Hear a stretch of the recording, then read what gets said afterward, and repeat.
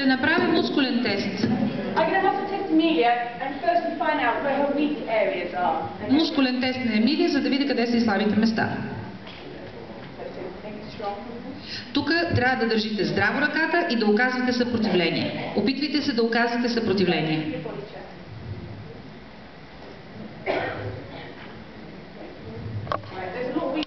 Много голяма е слабостта тук. Да. Слабостта ви е в тази област.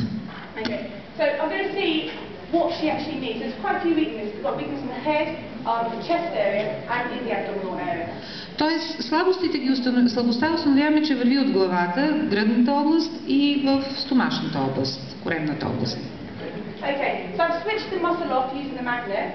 Изключваме мускула, като използваме магнит. И ще установя какво я засилва. Не. Обикновените водорасли не я подсилват. Хубаво е, но не е чак толкова голям разлика.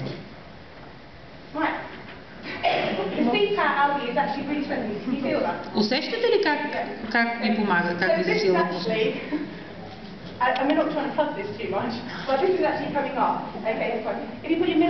Сега ще си рече някой, че ти правят реклама на продукта, ама не, нали, не искам да кажа, ето вие го виждате пред вас, нали? Да, и при вас извеждаме като приоритет точно това.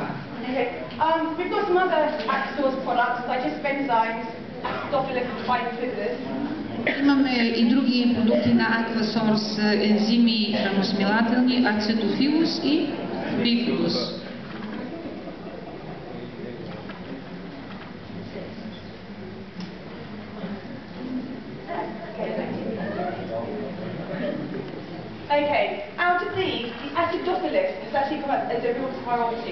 Ацетофилуса дойде като много висок приоритет при Емилия.